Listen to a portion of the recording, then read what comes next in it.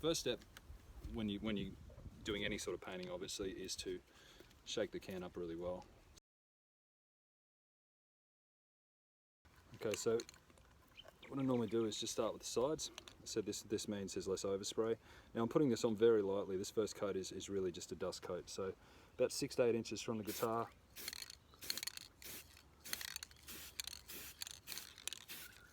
Just work your way around.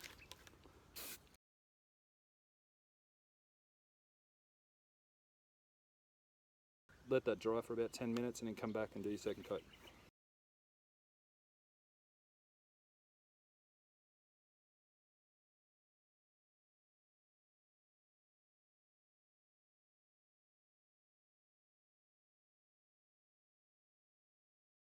This has actually turned out quite well. There's not too much grit on the surface or anything.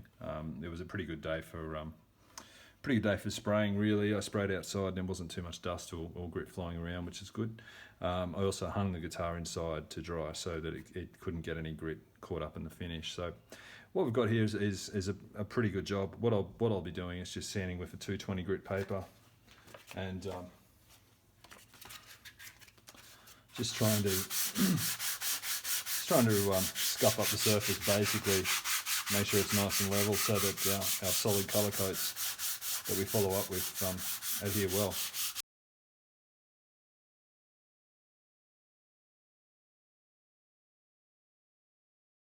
Now, a couple of things I'd recommend, tips I'd recommend to avoid sand throughs. I never really sand edges.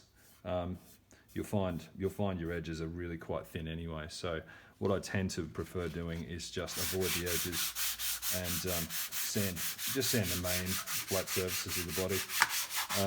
At least with a 220 grit or something like that anyway. Just keep cleaning your sandpaper out, change the sandpaper as required, and don't go for a mirror flat finish here. We're really just trying to scuff up the surface so that our next coat will take nicely. Okay, so I'm back out in the yard again. I'm going to give a solid colour coat to our TE guitar kit. As you can see, it's a little bit of an overcast day. I've checked the weather though, there's no immediate threat of rain, so I'm not too concerned, but obviously that's something to keep an eye on as well. So I've shaken up my can, shaking this up for about a minute. Now, you shake cans up for about a minute after you hear the rattle of the ball inside.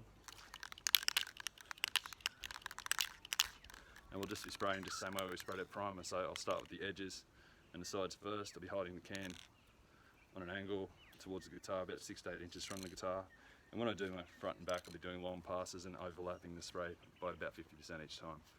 Okay, so we'll do our first coat now.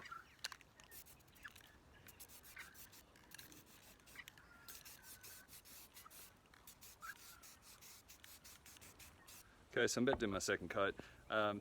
One thing I like to do between coats, I've got some boiling water down here. What I do is dip the nozzle in the water, which just unclogs the nozzle and prevents any large droplets sort of coming out in the first spray onto the guitar. So I'll just do that. It's important you do all these things. If you follow the correct procedures, you cut down on the amount of sanding you do and the amount of solid colour coats you need to put on the guitar.